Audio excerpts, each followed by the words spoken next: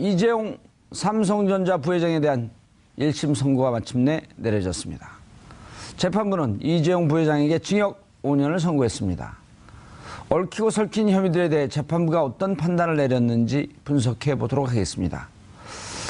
자, 이 문제 관련해 세 분 모시고 말씀 나눠봅니다. 김대현 주간조선 기자 계속 자리 지켜주고 계시고요. 네. 자, 김종보 변호사 자리하셨습니다. 예, 원래 안녕하세요. 이재화 변호사가 나오기로 했는데 이재화 변호사가 이 문제에 대해서는 나보다 더 전문가다. 김종보, 붉은 악마의 주인공 김종부가 아닌 김종보 변호사를 추천한다.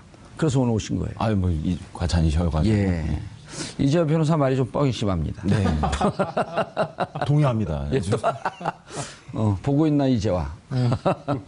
자, 최영일 평론가 자리하셨습니다. 안녕하세요. 예. 어떻게 보셨어요? 취재 방청하셨나요? 아니요, 안 했습니다. 네, 방청은 기자들은 기자들은 다 들어갔죠. 48개 매체의 기자들이 들어간 걸로 알고 있고요. 예. 그리고 추가로 그 신청한 언론사가 있기 때문에 다시 또 언론사 몇몇 매체를 추가로 좀 안에 방청시킨 것 같습니다. 지금 이제 결과가 나왔는데 뭐 주재하시다시피 이재용 부회장의 경우는 징역 5년, 그리고 최지성, 장충기 두 분에 대해서는 징역 4년, 예. 박상진, 황성수 전무는 각각 징역 3년, 집행유예 5년, 그리고 또 징역 2년 6개월에 집행유예 4년을 받았습니다. 예. 크게 두 가지로 지금 분위기가 나눠지는 것 같은데 그동안에 무죄일 것이다라고 예상을 했던 분들은 좀 형량이 과하다 이렇게 바라보는 것 같고 중죄, 그러니까 중형을 받아도 마땅하다 했던 분들은 그 12년 구형, 검찰이 12년을 구형했는데 징역을 좀 약하게 판결한 것이 아니냐. 그래서 지금 양측이 좀 대립하고 있고 특검에서는 항소를 통해서 무죄로 나온 부분도 다시 유죄를 입증 통해서 그러니까 처음에 얘기했던 구형량대로 조금 더 유죄를 입증하겠다는 입장이고 삼성 측 변호인단의 그 항소 제기하겠다라고 하면서 변호인이 얘기했던 부분이 약간 좀 그 네티즌들 사이에서 비판을 받는 것 같습니다. 그분의 워딩이 하나도 인정할 수 없다라고 했고 그리고 항소심에서 우리가 주장했던 부분들에 대해서 모든 사안을 다 무죄임을 입증하겠노라 이렇게 밝혔는데 근데 재판부의 1심 판결의 상당 부분 인정할 만한 부분 그리고 또 굉장히 이성적으로 판단했다라고 하는 부분 이 부분이 아마 대체적인 중론이 아닐까 싶습니다. 네, 형량을 떠나서요. 네. 알겠습니다. 김 변호사님. 예. 자, 문제는 의미는 자 뇌물죄 그다음에 재산 국외 도피, 횡령, 배임 다 유죄로 인정했다라고 하는 데는 의미가 있어요. 예. 의미가 있는데 기본적으로 그 형법상 규정되어 있는 형량조차도 지키지 못한 거 아니냐. 라고 하는 부분에 대해서는 많은 분들이 실망을 감추지 못하고 있고 또 하나 우려는 지금 1심에서 5년인데 보통 항소심 가면 좀 깎이지 않습니까? 대체로 좀 깎이는 분위기죠. 그럴 수도 있고 아닐 수도 그렇죠. 있고요. 근데 항소심 가서 3년이면 3년을 깎이면서 집행유예 5년 이런 프로세스로 가는 거 아니야? 라고 하는 두려움이 확 있는 거거든요. 어떻게 보셨어요? 오늘 그러니까 유죄를 인정한 부분과 형량 부분에 대해서 분석을 좀 해주시죠. 일단 뭐 한마디로 말씀드리면은 평가는 준엄하게 이루어졌으나 형량은 매우 미약하다. 아하. 이렇게 정리할 수 있을 것 같습니다. 멋진 말이에요. 평가는 준엄하나. 형량은 미약하다. 형량은 미약하다. 어떻게 보면 평가와 형량이 좀 불일치하는 경향이 있습니다. 지금 보신 저희 김대현 기자님께서 잘 말씀해 주셨지만 거의 모든 범죄 혐의에 대해서 유죄가 나왔고요. 특히 이제 제3자 뇌물 공여에 대해서만 그 재단 부분에 대해서는 거의 다 무죄가 나왔습니다. 그러니까 미르 K스포츠 재단에 뇌물을 준 것은 아니다. 그렇게 평가할 수는 없다. 그걸 주는 순간 그 뒤에 서 있는 재벌 기업들이 줄줄이 유죄가 나올 수 있는 상황을 염두에 둔 거 아닐까요? 그건 재판부께서 아마 신경 안 쓰셨을 것 같은데요. 글쎄요, 어떻게 봐야 될지 잘 모르겠습니다만 저는 이 부분에 대해서도 마찬가지로 저는 유죄다라고 생각을 합니다. 왜냐하면 미르재단이나 K스포츠 재단에 이렇게 강압에 의해서 돈을 줬기 때문에 그리고 돈을 주지 않으면 불이익을 얻을 수 있어서 이런 부분에 대해서는 좀 무죄다라고 판단하셨는데 예를 들어서 어떤 양심적 기업인이 대통령이 돈 내놓으라고 하는 거예요. 내가 재단 하나 만들 테니 거기다 돈 내놔라. 막 강압에 들어와서 누구는 줬지만 양심적 기업인은 안 줬어요. 그럼 엄청 불이익을 당했겠죠. 준 사람은 무죄예요. 안 준 사람은 핍박받고 이런 굉장히 잘못된 시그널이 되지 않겠습니까? 그렇게 그 비율을 드니까 딱 정확하게 이해가 되는데요. 따라서 이 재단 자체가 만약 창조혁신센터라든지 기타 관련 법령이나 공식적인 절차를 통해서 기업의 후원이나 이런 것들을 이끌어낼 수는 있겠죠, 정부가. 거기에 대해서는 뭐라고 하지 않습니다. 다만 완전 명백하게 드러난 바와 같이 미르재단과 K스포츠재단은 완전히 뭐 번개불에 콩 구워 먹듯이 행정부의 강압적인 절차에 의해서 뭐 하겠다라고 하는 것도 애매모호해 소리만 봐도. 그러니까. 예. 그다음에 이제 다 널리 알려져 있지만 최순실 씨가 다 뒤에 있었습니다. 예. 여기도 뭐 부정할 수 없는 사실이고요. 이러한 사실을 삼성이 몰랐다? 저는 그렇게 보지 않고요. 따라서 이제 이런 미르재단과 K스포츠재단의 뇌물을 제공한 것, 제3자 뇌물 공여죄 부분에 대해서도 유죄로 인정돼야 할 것 같습니다. 이 부분에 대해서 아마 항소심에서 특검이 치열하게 다툴 것으로 예상되고. 예. 근데 아마 그게 생각보다 쉽지 않을 것 같은데 네. 만약에 이 부분을 말씀하신 대로 유죄로 인정했을 경우에는 약 59개, 한 60여 개 되는 회사들에 대해서도 다시 재수사를 해야 되는 상황에 직면하게 되는데 아마 그런 측면들을 법원 재판에서 좀 감안을 했을 것 같고 가만 안 했대잖아요. 아니, 감안을 안 할 경우에는 사건이 워낙 커지고 그것도 사건이 또 분산됩니다. 예. 그러니까 그런 부분들에 대해 감안하지 않았을까 싶고 다만 그 반대로 삼성에 대해서 기업들에 대해서는 처벌하지 않았을지 모르겠지만 그것을 받아서 유용하거나 그러니까 사익을 취한 형태로 최순실 혹은 뭐 박근혜 전 대통령 이쪽 부분에 대해서는 처벌을 할 수도 있지 않을까 하는 생각이 좀 듭니다. 그래서 그 재판 부분은 또 별개로 좀 두고 봐야 하지 않을까 싶은 생각이 듭니다. 아니 저는 이게 59개가 아니고 5,000개여도 잘못된 건 조사를 해야 되는 거죠. 아니 마을에 도둑이 많은데. 예, 그러니까 지금 말씀하신 게 많아서 귀찮아서 안 했을 리는 없지만 예. 너무 많은 기업인들에게 이 처벌을 가했을 때 사회적 파장을 고려하여 뭐 이럴 수는 있는데 전 기준이 명확해요. 총수가 독대한 기업만 하면 돼요. 왜냐하면 대기업이 59개가 냈지만 앞에 재계 서열을 우리가 얘기하잖아요. 정경련에서 삼성이 50%를 냅니다. 200억 이상을 냅니다. 예. 그럼 그 다음에 뭐 SK가 이제 100억을 냅니다. 딱딱 이렇게 쪼개서 내는 룰이 있잖아요. 예. 그럼 총수가 독대한 기업이 5개예요. 거기만 조사하면 되죠. 59개가 아니라 나머지는 회원이니까 지도부가 내면 따라서 낸다. 헌금한다. 예. 이런 개념으로 보고 저는 그래서 59개 다 조사할 필요는 없지만 이게 지금 그냥 면책할 사안은 절대 아니다. 알겠습니다. 왜냐하면요. 하나만 말씀드리면 이 K스포츠재단하고 미르재단은 예. 최순실이 실질적 회장이라는 게 드러나 있어요. 재단은 재단 이사장이 하는데 이사장이 있었죠. 명목상. 뭐 이제 마사지 센터 원장 맞죠? 마사지 센터 아닙니다. 뭐 이런 분도 기억나고 하시잖아요. 있었지만 그분들은 실권이 없었고 최순실을 회장이라고 불렀는데 예. 아니 K스포츠 재단은요 직원이 WK 직원하고 같이 해요. 그럼 같은 이게 회사지 무슨 이 간판만 재단이지 재단 아니잖아요. 예. 그럼 여기에 대해서 총수들이 모르고 200억, 100억 기업이요 1억을 문화자금으로 이 협찬을 하려고 해도 엄청난 결제를 거칩니다. 그거 2달 걸려요. 네네. 두 달은 빠른 거예요. 6개월 정도 걸려요. 제가 그거 받아보려다 네. 결국 못 받았어요. 못 받습니다. 예. 그런데 이게 쾌척하듯이 수십억에서 수백억을 낸다? 이런 일을 벌였는데 이것은 뭔가 국가 정책에 부합하여 사회적인 기여를 위해서 재벌이 출연한 돈이다라고 하기에는 너무너무 미심쩍죠.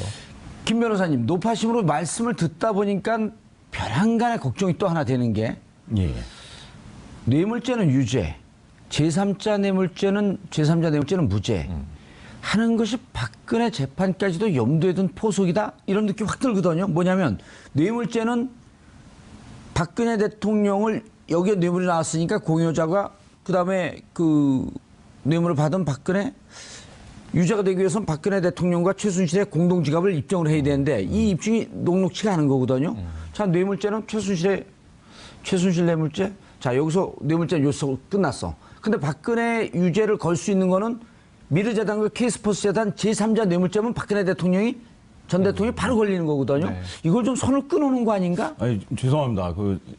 정봉 전 의원님께서 잘못 보고 계신 것 같고요. 잘못 보고 있는 거예요? 예. 죄송합니다. 지적을 지금 해주세요. 단순 뇌물죄가 인정됐고요. 예. 특히나 무죄 부분에서의 판결 설시가 예. 박근혜 대통령이 굉장히 치명적이라고 저는 그걸 생각합니다. 설명해 주세요. 예. 왜냐하면 단순 뇌물죄는 말 그대로 박 대통령이 직접 받았다는 거예요. 공모해서 받은 아, 그래서 공모해서 오히려 받았다. 단순 뇌물죄가 전액 인정됐기 때문에 박근혜 대통령이 이건- 빼박이가 됐다. 저는 그렇게 보고 있고요. 제3자 뇌물은 여기서 제3자는 영재센터와 미르재단 K스포츠재단입니다. 예. 근데 미르 K스포츠는 무죄 나왔지만 영재센터는 또 유죄가 나왔어요. 이런 면에서 봤을 때 박근혜 대통령과 전 대통령과 최순실 씨와의 관계는 굉장히 1심 재판부가 인정을 했다라고 보는 게 맞고 또 하나 말씀드릴 것은 그리고 이재용은 그럼 직접 박근혜 대통령에게 뇌물을 전달한 것으로 완전 오늘 판단은 된 겁니다. 더 나아서 굉장히 불리한 게 무죄 부분 아까 말씀드렸죠. 예. 강압적으로 받았다. 판결 재판부께서는 수동적인 금품 제공이라고 표현을 해요. 이재용 삼성전자 부회장이 수동적으로 뇌물을 줬다. 수뢰자, 즉 돈을 받은 박근혜 대통령이 강제적으로 돈 내놔라 했기 때문에 수동적으로 줬다는 표현이에요.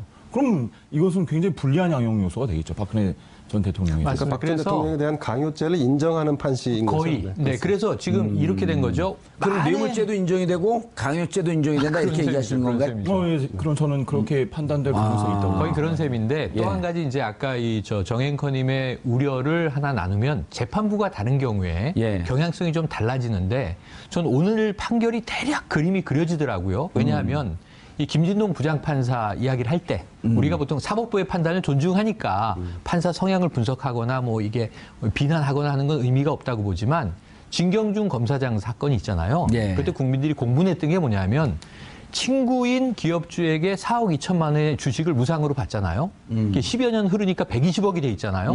국민들이 여기에 공분한 거거든요. 저렇게 재산 증식하는 경우가 있었던가. 또 현직 검사장이. 그리고 이 현직 검사장을 누가 도대체 승진시켰나. 우병우 민정수석으로 튀었던 거 아니에요, 불똥이.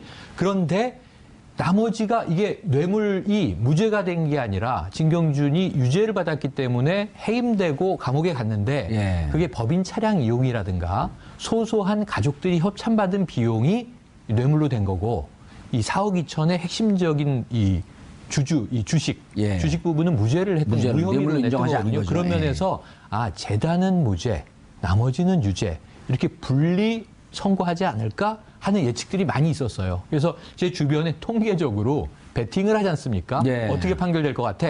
기자들이 거의 5년일 것이다. 맞췄고요. 대부분의 법조인들은 5년이 뇌물 공여의 최대 형량이에요.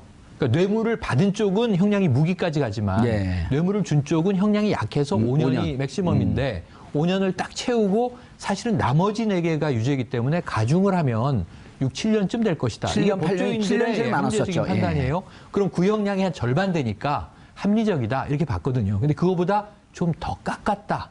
이 부분은 좀 아무래도 찜찜한 여운이 남습니다. 재판부께서 이렇게 말씀을 하셨어요. 판결 선고하면서.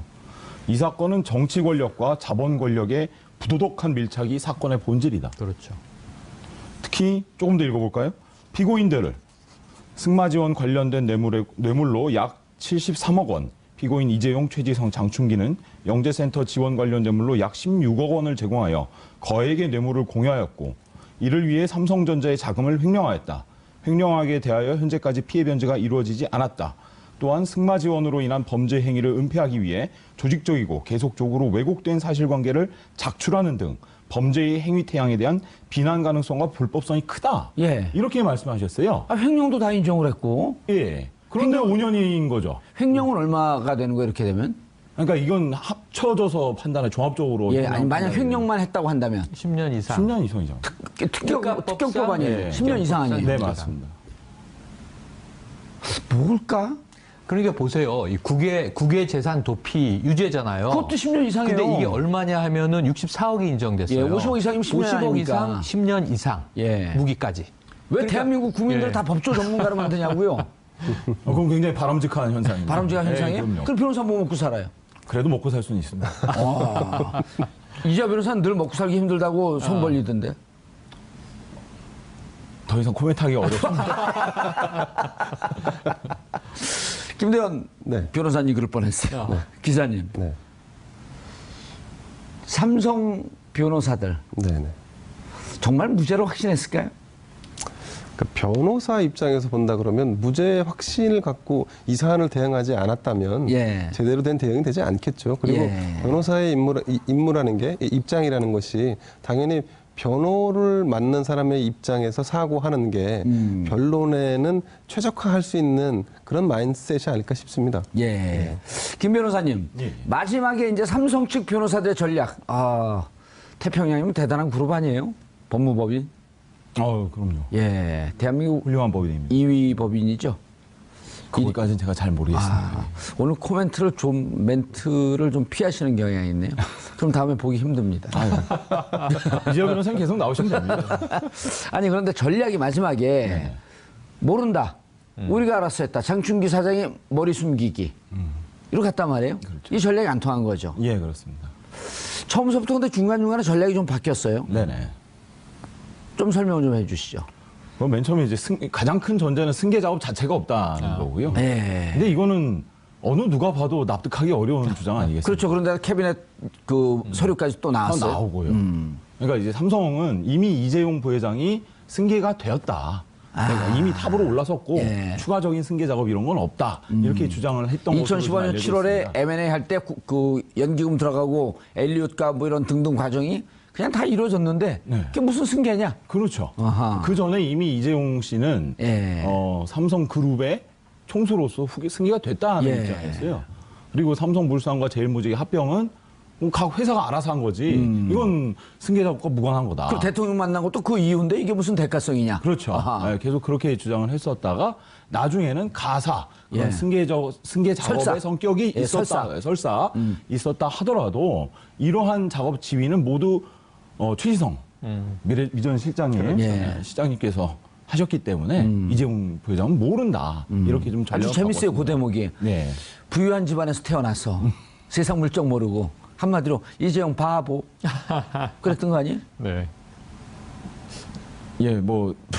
어떻게 말해야 될지 굉장히 애매한. 여기서 여러 가지 얘기가 참 어록으로 나왔죠. 이 부친께서 생존해 계셨을 때 뭐 이런 이제 실수도 나와버렸고 또는 이제 아버지에게 훈육받은 적은 있지만 여자에게 이렇게 질척받았던 적이 없다. 뭐 이런 얘기도 했고 대통령한테 혼난 거에 대해서. 그런데 저는 이 마지막 전략이 정말 오판이 된 게 뭐냐면 조윤선 전 장관의 집행유예 석방을 보고 그 위증 하나만 이제 이 유죄가 되면서 저렇게 될 수 있구나라고 전략을 막판에 뒤집은 잘못된 학습 효과가 있었다고 보고요. 최후 진술을 보면 너무 엉뚱한 게 이재용 부회장은 이제 미전실이 그룹 전체를 운영하고 계열사별로 전문 경영을 하고 이재용 부회장은 삼성전자의 90%의 에너지를 쏟아서 전자 경영에만 힘쓰고 있고 합병은 계열사끼리 알아서 한 문제고 그런데 최후 진술을 뭐라고 했는지 기억나세요? 저희는 국민들의 노후 자금에 손대는 그런 부도덕한 기업 아닙니다. 아무것도 모르는 사람이 그 얘기를 할 필요가 없는 거잖아요. 노후 자금에 손을 댔다는 얘기네요?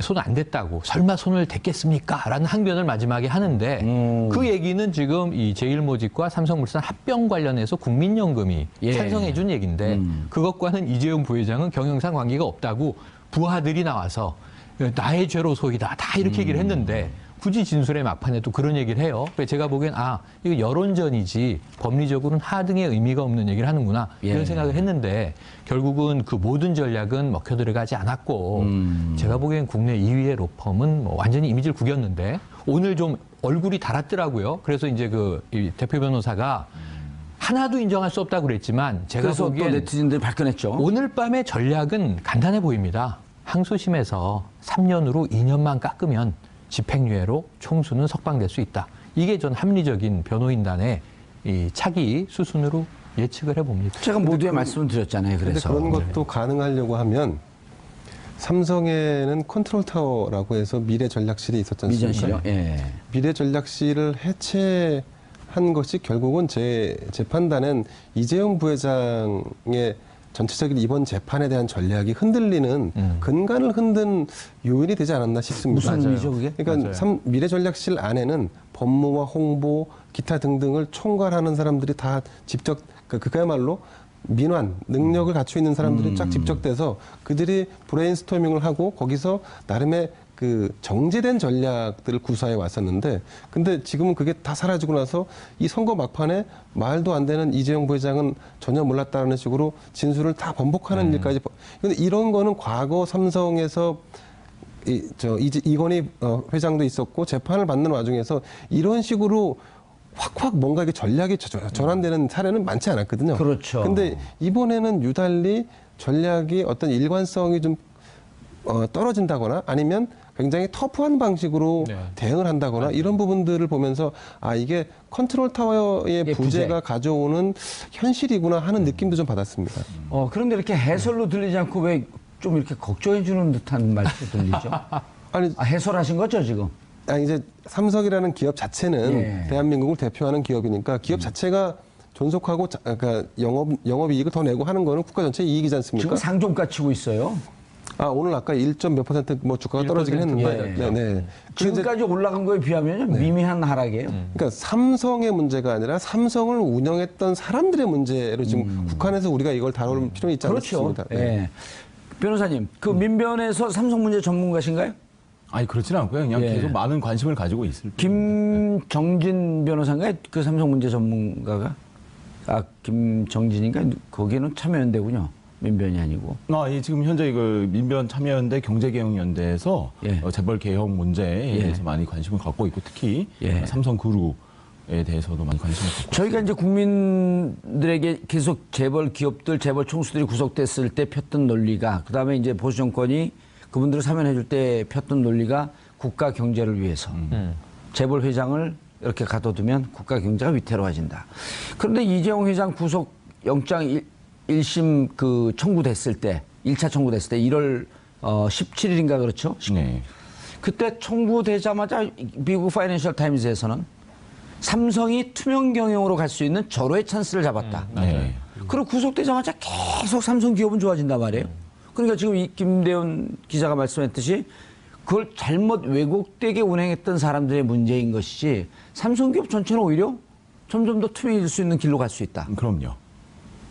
그리고 또 어제 그 갤럭시 노트 S8 뉴욕에서 발표하는데 난리가 났어요. 그분들이 삼성 이재용 부회장 구속됐는지 오늘 선고인지 알지도 못하잖아요. 그렇죠. 전혀 무관한 거예요. 그런 점에서는 잘 구속된 건 아니지만. 아니, 그러니까 일종의 우리는 맨날 적폐청산이라고 얘기를 예. 하지요. 단순한 정치 권력에서의 적폐뿐만이 아니라 경제 권력에서의 적폐마저도 그게 더 심각하죠. 우리는 항상 주시하고 또 감시하고 예. 필요한 부분은 지적하고 그 정산 과정을 추진해 나가야 되지 않을까 이런 생각이 들고요. 특히 이제 삼성의 경우에는 삼성의 가치를 만들어내는 건 삼성의 노동자들 아니겠습니까, 아무래도. 그러나 삼성은 여전히 노동자 문제에 대해서 아무런 무노조 경영을 일관하고 있고 삼성 직업병 피해자들에 대해서도 아무런 보상도 하지 않고 있습니다. 또 삼성전자 서비스 지회에 대해서도 하청 통해서 노동구조를 굉장히 악순환시키고 있죠. 세계 1위를 지향하는 삼성그룹과는 전혀 맞지 않는 모습이라고 생각합니다. 어떻게 보면 이번 재판을 통해서 삼성그룹이 삼성전자 등 삼성그룹 소유 회사가 보다 더 나은 선진적인 길로 나아가는 그런 좋은 계기가 되기를 그런 정치적인 바라봅니다. 의미가 큰 거죠. 이건 근데 이제 앞으로 또 삼성이 알아서 해야 할 문제이고 이걸 또 추동해내는 것은 어떻게 보면 시민들과 예. 어떤 정치적인 힘이 좀 필요하지 않을까 이런 알겠습니다. 재판으로 다시 돌아가 보죠. 그 대목도 지금 그 대목도 미래전망 잠깐 곁들이면요. 이제 기업 경영 걱정해 주셨고 김 기자님 그리고 이게 더 나아지는 길이다. 중장기적으로는 국가 투명성과 기업 투명성이 제고되면서 삼성이 바야흐로 이제 글로벌 기업으로 자리매김할 수 있는 기회라고 봐요. 예. 해외에서도 그런 이제 이 좋은 시각이 많은데 기대가 문제는, 많죠. 문제는 이런 또 반론들도 있어요. 그러니까 전문 경영인이 각각의 전문성을 살려서 잘할 것이다. 근데 우리나라 재벌은 그룹 체제잖아요. 삼성생명을 지주사로 하려다가 지금 브레이크가 걸려 있는데 예. 미전실과 비슷한 기능을 하는 총괄 부서가 새로 생길 수밖에 없다. 불가피하다. 근데 그러면은 지금 오늘 다 증시 쪽에서는 자, 이부진 사장이 이어받나? 지금 관심이 급부상하고 있거든요. 구속될 때 삼성 내부 사정이 네. 그 이재용은 이미 버린 카드, 이부진 카드가 그렇죠. 뜨고 있다. 지금 이게 항소심뿐 아니라 대법원 최종 3심 판결까지 나려면 2년 이상 걸릴 겁니다. 그리고 5년은 최소한 구속돼 있어야 됩니다. 그러니까 이게 모범수로 복역하고 일찍 가석방된다고 해도 4년은 있어야 돼요. 3, 4년 동안 이 삼성그룹은 뭘 지금 이 의사결정자가 없기 때문에 못하고 있냐면 센 돈을 투자하는 거는 멈춰 있어요. 센 돈요? 예. 그러니까 큰 돈? 해외에 괜찮은 기업들을 인수합병하는 거는 총수의 의사결정이었단 말이죠. 이재현 CJ 회장이 수감돼 있을 때 투자는 멈춰 있습니다. 돈은 쌓아놓고 있고. 그러니까 이런 부분에 있어서는 전문 경영인이 할 수 없는 영역이 있거든요. 아하. 총수를 복원하기 위한 노력을 할 것인데 우리나라는 핏줄과 가문이잖아요. 그러니까 이 씨 일가 중에 누군가 이재용 부회장의 공백을 메꿀 가능성이 높다. 요거까지 전망을 해봐야 되는데 그러면은 도루묵이 되잖아요. 그렇죠. 거기에 대해서 우리 사회가 어떻게 삼성에 참여할 것인가인데 거버넌스 위원회 결국은 주주들이 움직일 수밖에 없다. 왜냐하면 그 자본시장의 논리는 정치 권력이 뭐 문재인 대통령이 삼성 이 경영구조 이렇게 개편을 할 수 없는 거잖아요. 제일 중요한 건 노조를 먼저 만들어야 되는 겁니다. 중요합니다. 그런 대목들이 개선돼야 된다고 봅니다. 알겠습니다. 다시 재판으로 돌아가 보죠. 예. 이제 관심은 변호사 이재용 측에서도 항소를 할 것이고 변호인 측에서도 이제 항소를 할 것이고 양측 다 항소의 뜻을 밝혔으니까 자 재판으로 돌아갑니다. 지금서부터 이제 관심은 10월 17일 이전에 구속기간 만료 아니에요? 박근혜 전 대통령. 박근혜 전 대통령의 선고 공판이 9월 17일 전에 이루어질까 하는 것이 관심사인데요. 제가 보기엔 할 겁니다. 그러니까 재판부께서는 그러니까 보통 저희 법원은 구속기간 최장 기간 6개월이잖아요. 이걸 지키려고 굉장히 애를 쓰십니다, 사실.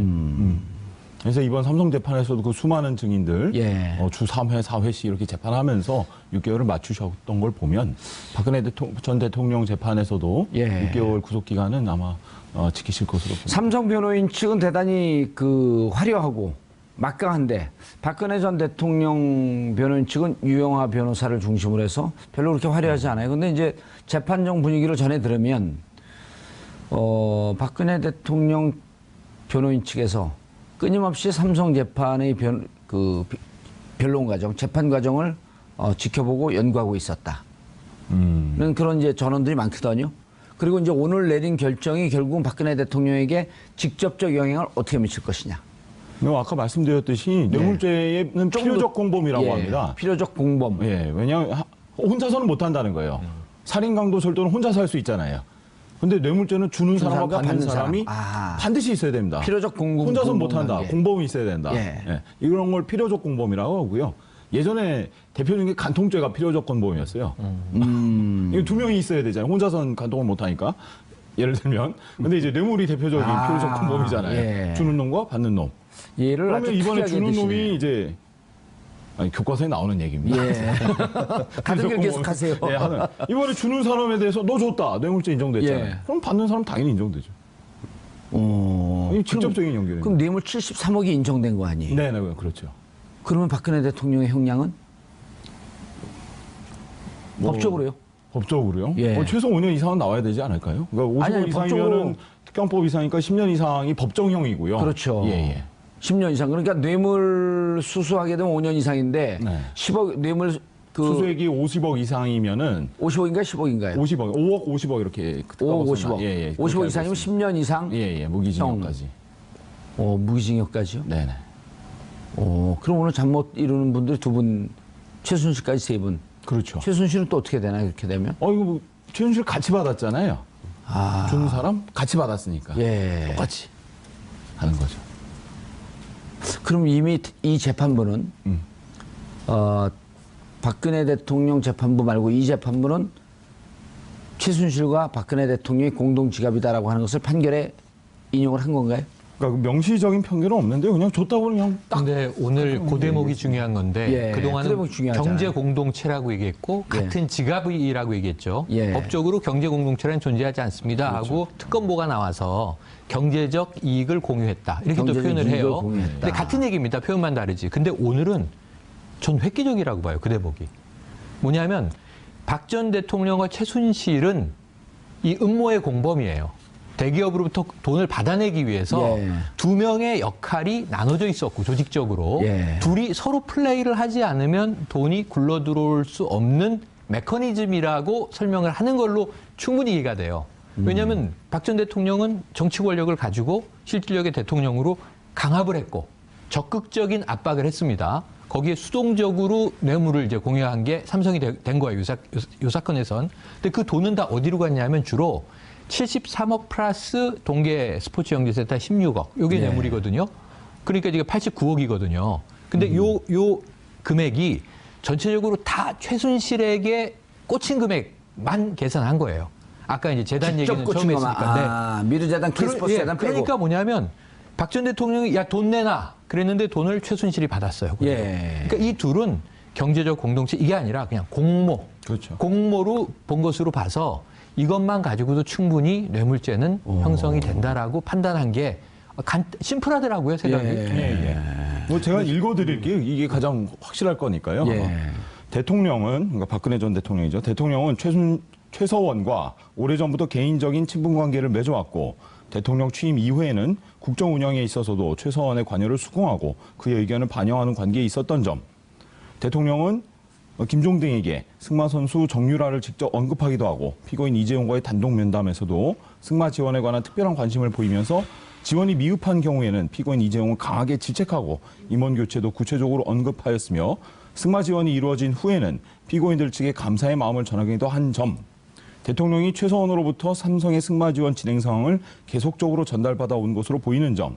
대통령이 최서원의 독일 생활이나 승마 지원과 관련된 주변인들의 인사를 직접 챙기기도 한 점 등을 종합하면 대통령과 최서원의 공모 관계가 인정된다. 이렇게 공모 관계는 인정된다. 뭐 경제적 공동체 이런 문제는 예. 아니거든요. 예. 아마 이제 그 시청자분들은 이제 그 점에 관심이 있을 겁니다. 이 재판 결과가 박근혜 전 대통령에게 어느 정도 영향을 줄 것이냐, 굉장히 큰 영향을 줄 겁니다. 그리고 그러면 얼마의 형량이 과연 나올 수 있느냐? 그걸 제가 물었어요. 근데 이제 제가 얼마의 형량이 나올지 우리가 지금 예단할 수는 없지만 한 가지 우리가 살펴볼 여지가 있는데 지금 이재용 부회장의 경우에는 감형을 고려할 만한 사안들이 있었습니다. 예를 들면 강요에 의해서 어쩔 수 없이 수동적으로 뇌물을 줄 수밖에 없었다라는 부분들이 감형의 사유가 있었다. 그렇습니다. 근데 지금 박근혜 전 대통령과 최순실 씨의 경우에는 감형을 고려할 사유가 거의 없어 보입니다. 게다가 모든 혐의를 다 부인 부정하고 있기 때문에 오히려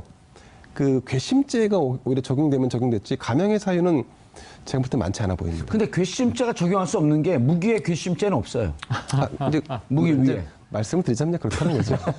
아니 박근혜 전 대통령을 좀 비호하고 변호한 듯한 말씀을 이제까지 하신 거로 제가 착각해서 착각을 했네요. 죄송합니다. 지금까지 김대현 변호사에 대한 오해, 편견, 김대현 기자에 대한 오해, 편견을 가졌으면 제가 사과하고 하야하겠습니다. 저는 뭐 그냥 있는 그대로 항상 말씀을 드렸지. 뭐 이거 중요한 포인트거든요. 네. 감형의 사유가 보이지 않는다. 그렇죠. 오히려 보통 가정하면 가중 요소가 되겠죠. 아니 보통 우리 시청자나 국민분들이 예를 들어 갖고 최고 형량이 10년인데 왜 5년이 나왔지?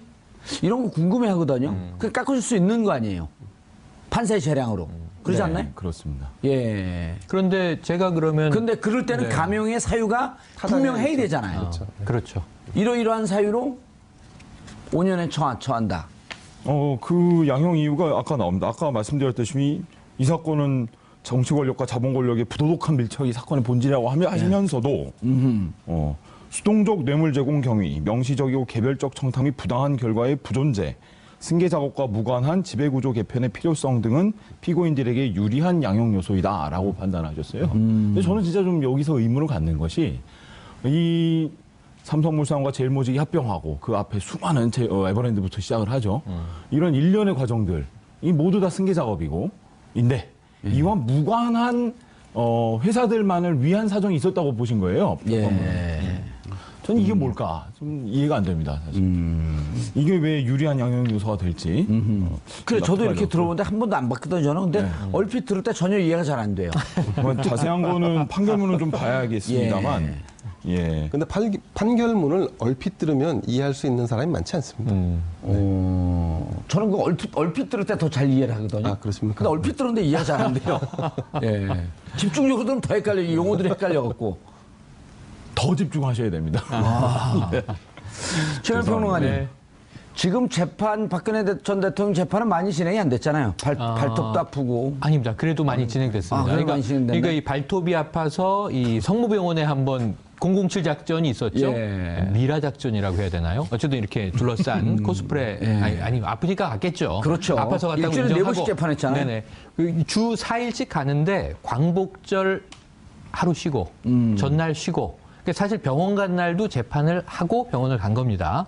그리고 아프다고 이제 재판 진행되다 한번 정회되고 예. 이런 걸 합치면 지금 전체 속도에서 봐서 결근했다, 결석했다 이렇게 표현하면 많이 빠지진 않았어요. 그래서 지금 재판부가 10월 16일을 목표로 달리고 있는데 예. 제가 보기에는 거기서 한 2, 3일이 빠져도 전체 재판 진행 속도에는 큰 무리가 없을 정도로 보여집니다. 알겠습니다. 자, 이제 본격적으로 재판 박근혜 전 대통령 재판에 집중하는데 간단하게 10초만. 자, 요 사이에 우병우 전 수석에 대한 수사를 중앙지검에서 전격적으로 네. 지금까지 하고 있었는데 전격적으로 속력을 붙일 것 같다라고 하는 관측도 있는데요. 어떻게 보세요? 그건 청와대- 중앙지검에서 해야 할 문제라고 그걸 생각합니다. 분석하라고 나온 거예요. 사전에 고지가 없어서 지금 말씀드리는 겁니다. 예, 왜냐하면 청와대 캐비넷 문건 꽤 나왔기 때문에 거기에서 피할 수 없는 거 아니냐? 지금 재판부가 지휘를 하고 있죠. 오히려 윤모 전 과장에 대해서 이 법정에서 즉시 압수수색하라 해서 증거도 찾게 하고 예. 검찰이 좀 그동안 미흡하게 대응했던 것들을 재판부가 수사 지휘를 해서 채워나가는 형국이에요.